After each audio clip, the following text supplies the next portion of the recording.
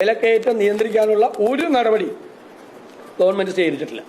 Wake up to reality.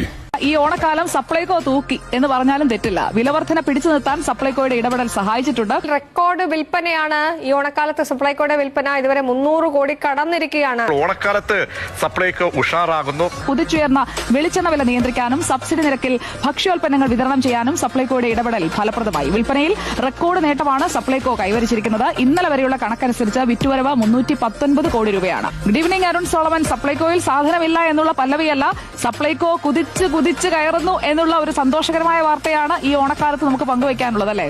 തീർച്ചയായിട്ടും. കാരണം സപ്ലൈകോയിൽ സാധനങ്ങൾ എത്തിയാൽ ജനങ്ങൾ ഒഴുകിയെത്തും എന്നുള്ളതിന്റെ ഏറ്റവും വലിയ തെളിവാണ്. കാരണം ഒരാഴ്ച പോലും ആയില്ല ഭക്ഷ്യവകുപ്പ് മന്ത്രി പറഞ്ഞത് 300 കോടി രൂപയുടെ വിറ്റുവരവാണ് ഈ ഓണക്കാലത്ത് പ്രതീക്ഷിക്കുന്നു എന്നുള്ളതാണ്.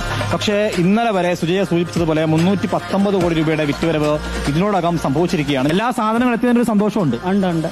വെളിച്ചെണ്ണയ്ക്കൊക്കെ വില കുറഞ്ഞില്ലേ? കുറഞ്ഞു. വില കുറവുണ്ട് എന്നുള്ളതാണ്. അതെ.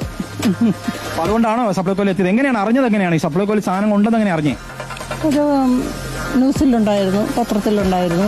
സപ്ലൈകോയുടെ ഇടപെടൽ ഫലം കണ്ടിരിക്കുന്നു. അപ്പോ ഈ ഓണക്കാലം സപ്ലൈകോ അങ്ങ് തൂക്കി എന്ന് പറഞ്ഞേക്ക് എന്ന് നമ്മുടെ ഭക്ഷ്യമന്ത്രി ഇപ്പോൾ പറയുന്നുണ്ടാവും. റെക്കോർഡ് വിറ്റുവരവാണ്. വിപണിയിൽ ഫലപ്രദമായി ഇടപെടുക എന്നത് ചെയ്യേണ്ട കാര്യമാണ്. അത് ഇത്തവണ കൃത്യമായി തന്നെ ചെയ്യാൻ സാധിക്കുന്നു എന്നതാണ് നമ്മളിപ്പോൾ കണ്ട് മനസ്സിലാക്കുന്നത്.